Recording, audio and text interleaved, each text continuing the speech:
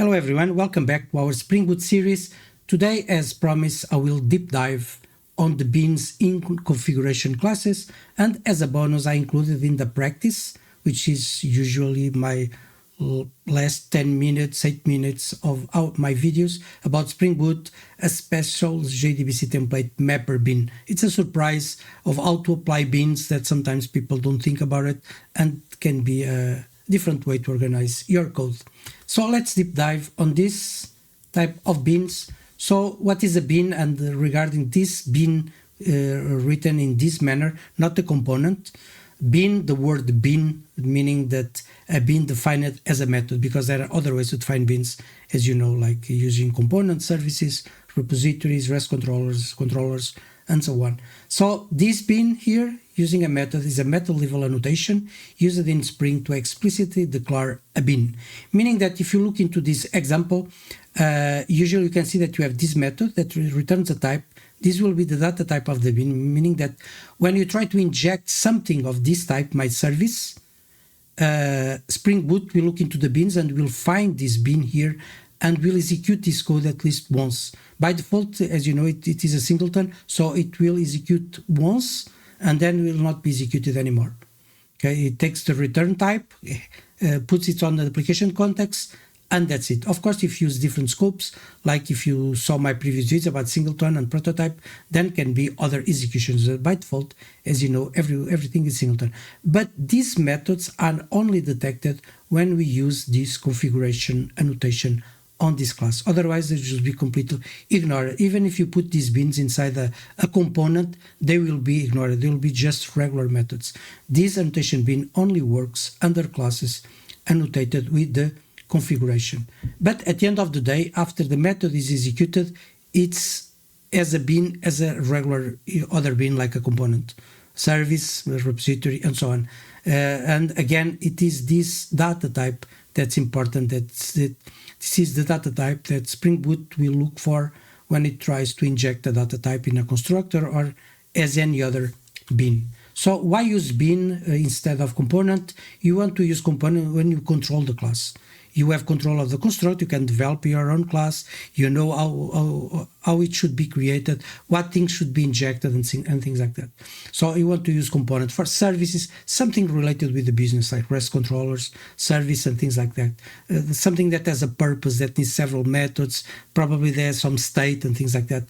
You want to use a component, you want to apply a scope, and so on. And you want to use bean when something is quite complex. It's an algorithm. It's a very difficult thing to create, or you have multiple things. And imagine that you want to create multiple data source for multiple databases. Of course, you can create a component, but at the end of the day, creating a data source, you don't control the class data source. The data source already exists. You just want to control how is this class created. It's different from the component. The component, you control the class. You say, I will create my service, my entity service, my user service. But when you create the bean using this annotation, you don't control the class. You control the return data type. It's a different. And when you don't control the data type, meaning the class, you cannot create the class. You want to go with the bean. It's a different way to create beans and can be very useful. Okay. Use component when you have a default or when a default constructor is enough. I mean, you control the constructor. You can define which constructors do you want, and use bean when you need complex constructors or factory methods. At the end of the day, you don't have constructors, but you can, let's say, for instance, let's say factory methods. You mean that you have a method and you have several ways to create a data source, meaning different parameters. Maybe you want to connect to an external system, get some configuration, and then create that. So in that case, you want bean, you don't want to go with the component. And you want simplicity when you have component, if you have the choice, of course, or you want explicit control over instantiation and dependencies. Because at the end of the day, it's a method, it's your code, you can do whatever you want. But again, remember, the only thing that differs from component at the end of the day is that you control and you explicitly create the instance. In the component, no. Spring Boot will call the constructor that is how to wire, or if there's only one constructor, it will be the one to be called. So the bin is ideal for scenarios like data source, REST templates, custom serializers, legacy class, and things like that. It's a good practice. When you are refactoring code and you have legacy code, and usually it's very difficult for you to refactor to create classes, meaning it's very difficult for you to put them as component. You need some very customization and fine tuning. Then probably you want to go with a method that returns your legacy class here, but you have control inside this method to initialize and configure as you want or as you need. Okay, manual bin hiring. This is sometimes tricky for people to understand. Imagine that you have here a user repository. So rather than using components, I just went through the configuration class and I'm creating my user service and user repository as bins. And you can do it, but you can see that it's in our side to create the instance. It's not Spring creating it. That's the difference. But we have control on this. But something that we want the service to depend on your repository. I mean, to create a service, I have to create a user repository. And you can see that you don't see here the new. Okay, that's one of the things that you don't see here the new user repository. You're just calling this method. And this method, when it's called, it will return this. But now you wonder, okay, I'm calling this method, but I have a bin here and I can have different scopes. Right? Maybe I want a single instance, and this guy can be, for instance, a scope, let's say prototype. So what will happen? How does Spring knows about that? Okay, I will just explain you in a moment. For now, just check that for you to create the dependency between bins using this annotation, you just called the method user repository. This is the name of this method, meaning that I'm creating this user service. He has a constructor, of course, and I want to inject this user repository. So I call this method that will return this instance, which is quite nice because you can pass parameters and you can customize and decide which instance will you have here. And if you see a video that I created in the past about interfaces that can create ambiguity when you have multiple user repositories that implement the same interface, with this approach and with some code inside user repository, you can decide which instance do you want and avoid all the ambiguity. I'm not saying that this is the best approach than using component. It's not, because when you are using user repository, user service, you have multiple methods and things like that. Maybe it's not, but you can follow this approach if you want. Let's see a diagram, bin dependency, just to show you the dependencies. So you have a kind of an app config, let's say a class that is marked as a configuration. It's a configuration class. And then you can, for instance, have a data source.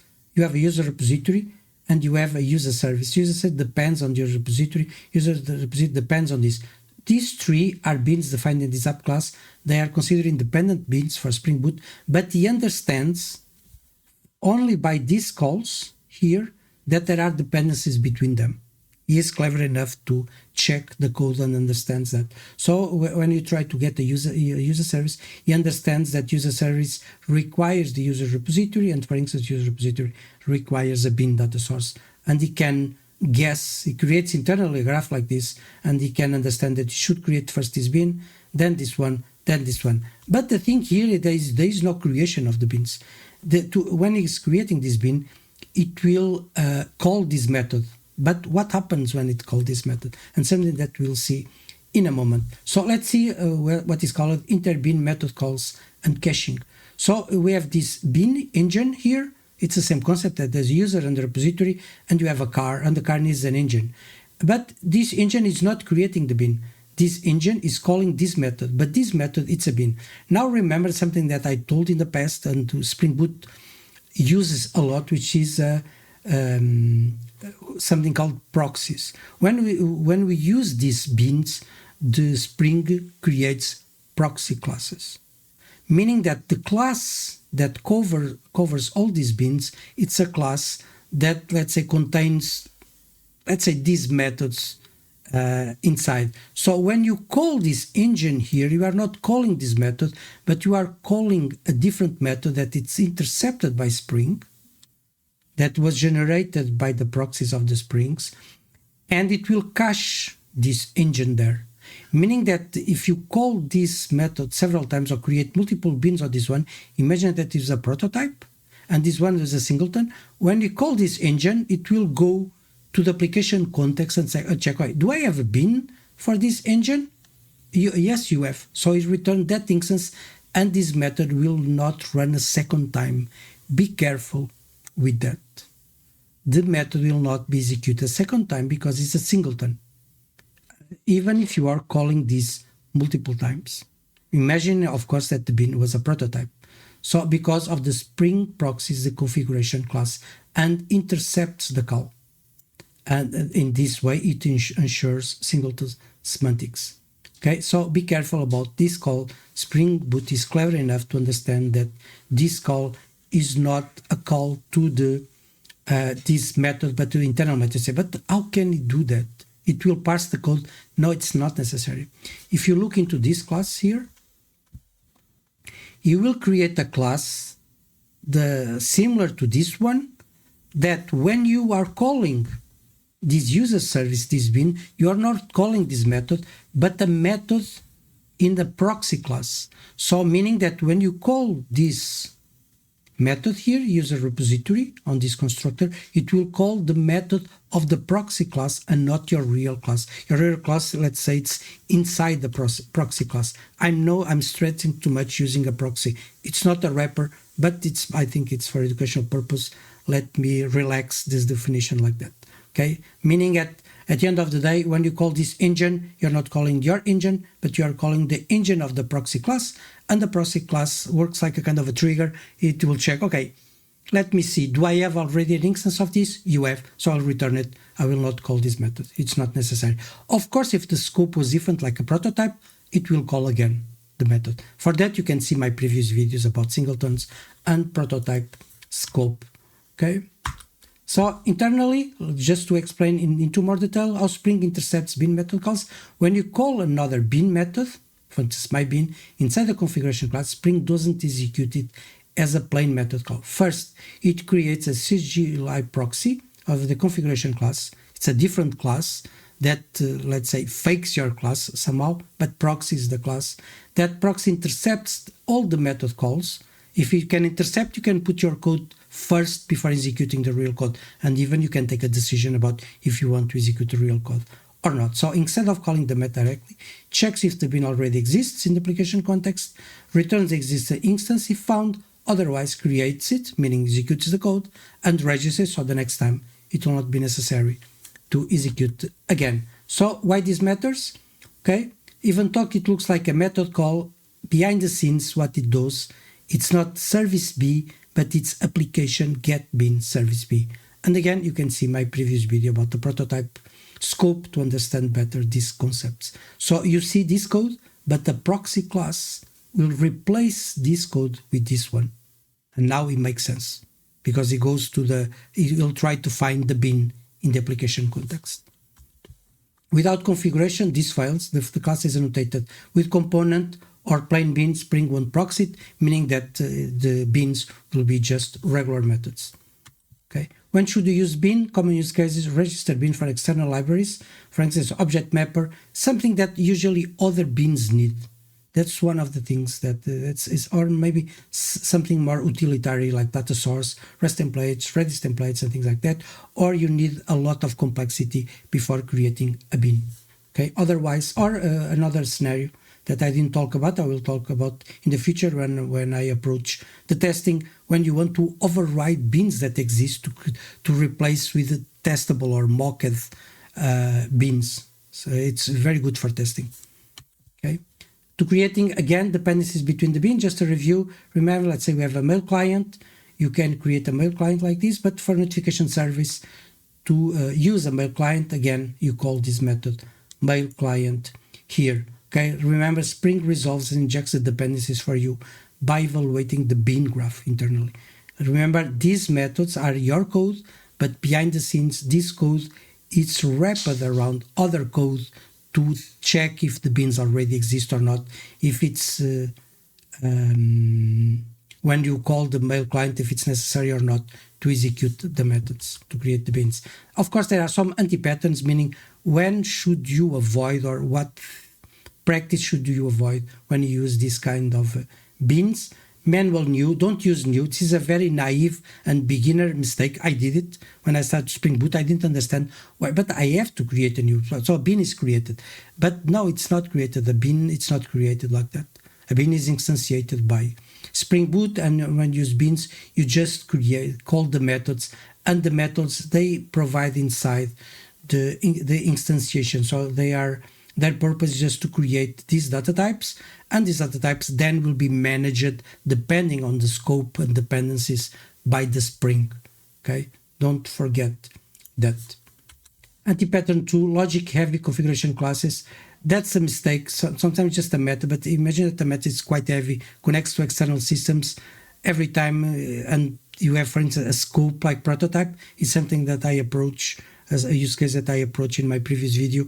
Be careful with that if your website loses a lot of, for instance, prototypes, meaning that it's created on every request, meaning the method will be executed a lot of times. And if it takes a while, imagine 1 second, you have 100 calls, you have 100 seconds, which is almost 2 minutes. Maybe it's not a good approach. Be careful with that, at least when you have a scope. When it's a singleton, okay, it's not a big problem, at least unless it takes a lot of time just for one execution. But if it's not a singleton, be careful with that. So, but if you, let's say, looking into this example, we have a cache, and sometimes you say, okay, in production, I want to use a Redis cache, but in dev, I want to use an in-memory cache. This is a very naive approach, but if you think the Spring Boot way, there is something that I will talk about in the near future called profiles. It's a way, let's say, for you to segregate beans. You can have cache beans when your application is configured in production or it's in dev. And this is just, if you want to, kind of a spoiler alert profile, something that you can pass in a configuration or an environment variable to your application, meaning that if you pass dev, this bin will be completely ignored, and this one will be taken into account. And the same applies for prod. If you are in production, you say, okay, run my Spring Boot application in prod, you just pass an environment variable. So this one will be completely hidden. This one will be available. So when you want to inject, it will find this Redis cache. When you are in dev, it will find this in-memory cache. That's one way you can segregate, split your application, create divisions on it for environments. People like it, people don't like it because the code is on the same place. It's like you have dev and prod code in different methods, and some of the methods are executed when it's in production, others in dev. It's a big discussion, but I will provide, and sometimes it's really useful to use profiles in some scenarios. Anti-pattern 3, stateful beans without scope. Be careful, they are always singleton, and even if you look into this as a method and you have this return new control, remember, it will only be executed once because it's a singleton, unless you use something like scope, prototype, or any other of the others like request, session, application, and so on. Although application is quite similar to singleton, but at least request is session, you have more instances. Testing, it's a very good use case for these beans, because if you have this test configuration and you create a bean like this bean, when it's injected in your application, when it is being tested, this bean will replace the real one, let's say the production one, regarding the user service. But I will approach this in my series of videos about testing. So in summary, use bean when you need control over object creation. Integrating third-party or legacy code is quite use case because you have control of everything that you want to do. Sometimes it's very difficult to take legacy code into a regular component or service because you have to refactor a lot of code, because at the end of the day it's a class. And when you put it as a method, you have more control on it. I don't say that it's a better code, but at least it's a step if you are refactoring your application to use Spring and it was a non-Spring application. Avoid manual new.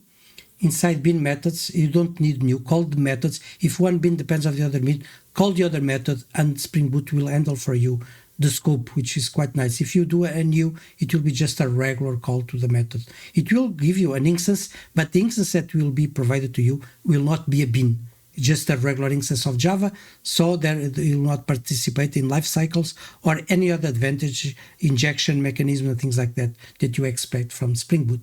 Logic heavy or stateful config classes, it's not a good idea to put on the methods, calling methods that should be proxies without configuration. So final tip, think in graphs, not in lines. And this is probably the most difficult thing for a Spring Boot developer when it starts, is to understand that when you are using Spring Boot, you don't think about what is the first thing that happens, the second and third. It's not linear, it's a graph.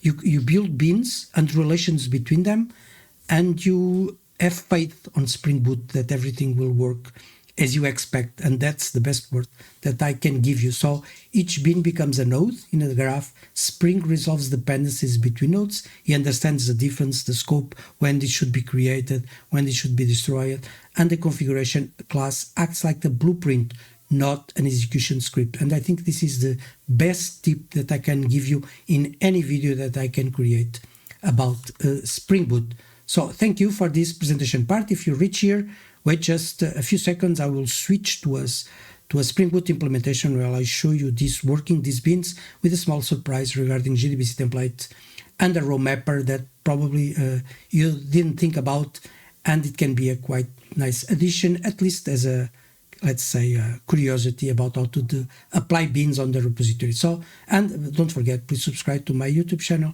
It's always a motivation for me to provide more videos. So let's see our application code. So here we have what I did here. I just created from the previous version. If you are following my videos, if you are not following, I'm just have a quick recap. I have 3 tables here. One is password reset tokens, something that I did to explain in the video about prototype scope. Entities and users, this is just user registration. And entities, you can create the schema. Some inserts, user 1, 2, 3 to be easy, entities 1, 2, 3, and these are automatically executed by Spring Boot if you use an H2 database. And you can see my previous videos about H2 to understand better this. But at the end of the day, if you just configure the H2 here like this, you can just create those 2 files, and every time your application starts, the schema and the data will be executed automatically. So you have an in-memory database by free, and you don't have to install any server. So what I did here to show you this bean, so I created a class here called, let's start with this one. So I have this H2 database config, because in our previous version, maybe I will return this we have this users repository, which is just a regular DAO, data access object, which get users from database, get users by ID, and you can see that we inject here JdbcTemplate and the named parameter JdbcTemplate here on this repository. Okay, and by default, Spring Boot will try to find a data source for our database that can be defined in our application properties. It was here, but I moved it to a bin in a previous video. But when you define it here, it will also internally be created as a bin. And again, this is a very interesting concept that we can extract our practice from here, which is that we don't have control of this class, but we can control the way this bin is created. That's one of the use cases, to use the bin and not a component. But as I was saying, we have this user repository that uses JdbcTemplate and named parameter JdbcTemplate just to do regular queries to the database. And we have here also on the entities repository the same thing, JdbcTemplate to execute. And I added a new one, which is a bin called RowMapper, because as you know, if you see my previous videos about JdbcTemplate, you can see that you can explain how to map the results of a query. For instance, like this one, ID and name, to properties of an entity like this one. So we have this class entity, which has ID and a name, and we want to teach how to extract these values to create instance of the entity to put it here. And JdbcTemplate will do everything behind the scenes for you using an entity RowMapper, which is this one. Usually, this RowMapper can be a lambda expression here, if you already know about JdbcTemplate. If you don't, I created already maybe 10 videos about JdbcTemplate that you can follow. Or you can create a method here and reuse it in several places. Or you can just make use of the bin, because at the end of the day, the bin is just a class that can be instantiated and can be a good singleton, because there is no state in this RowMapper, and injected here like a regular bin. So I created here this repository helpers configuration, and I created here the RowMapper that just returns a RowMapper entity that can be used in any place in the code.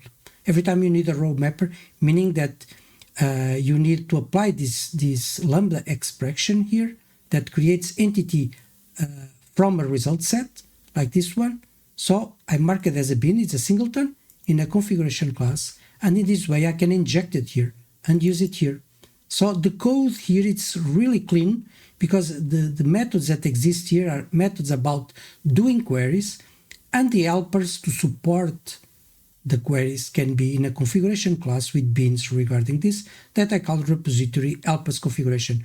Maybe I can put here other RowMappers for other entities, because it just will be 1 or 2 bins per entity, so there is no reason to create different configuration classes associated with the entities. This is one way to do it. Another thing that I did was just here.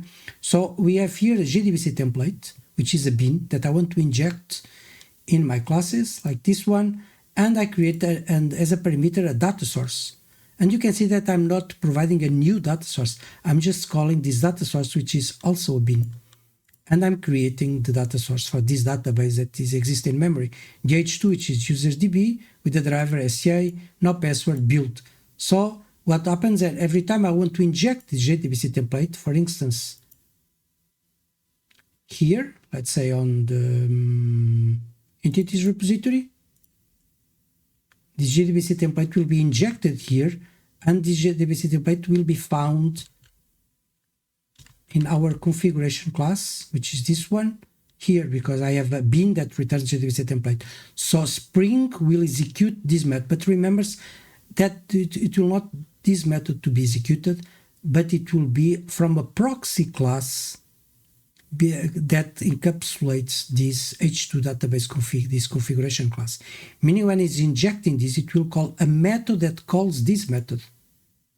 And this method will call the data source on the proxy class instance, which means when you call this method data source, it will call a proxy, not this real method, but a proxy call, a method that contains the same name, but will call or not this bin. If it is the first time it is a singleton, it will execute this, which will create a data source that will be returned to here. But before that, of course, that instance will be first inserted in the internal graph of the Spring Boot.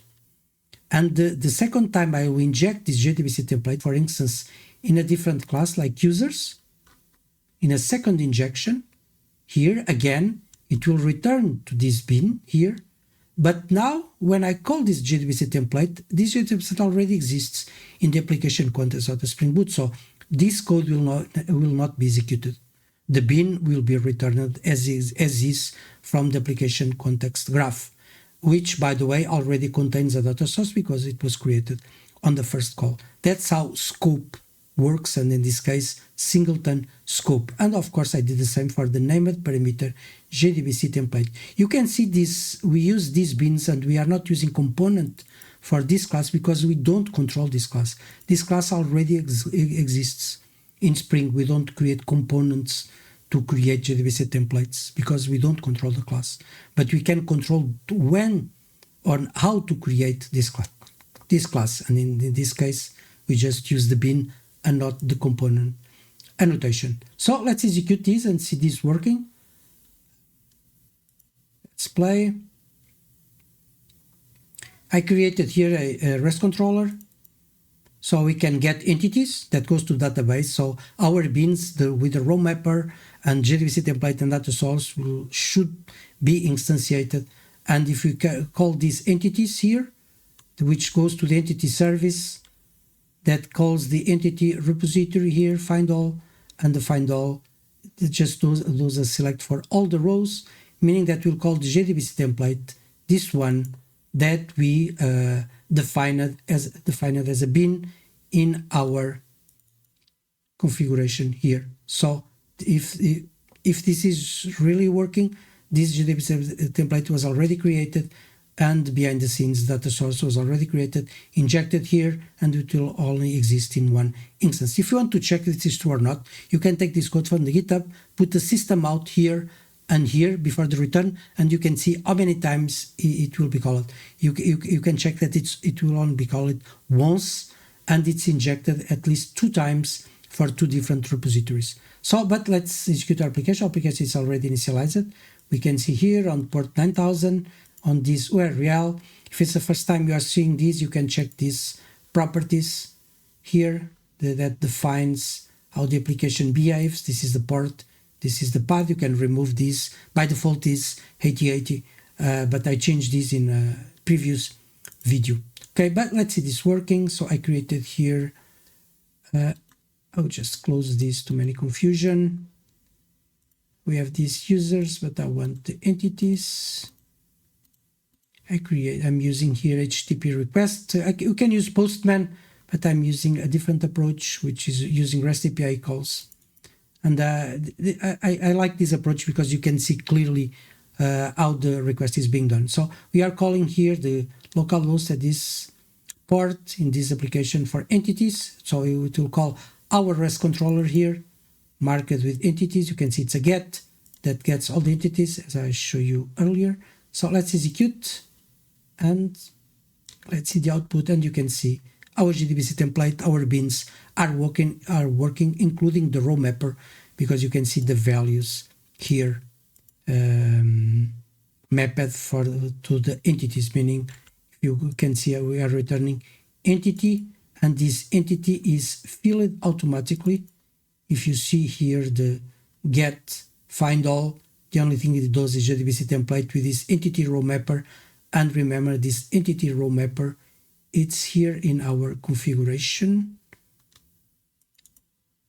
which is a bin, and is mapping correctly the ID from the database to our entity, because it's this constructor of the entity passing the ID and the name. As you can see here, everything is working. So I hope you understand now better what's the big difference between component and the bin inside the configuration class, because it's completely different. And in a very fast summary, remember that the bins, all of them are proxified. Your configuration classes differ from the component classes, because the component classes are just regular bins, which are classes. Then there will be instance. The configuration class, there will be a generated class, a proxy class that will be created that intercepts everything that happens in the bins.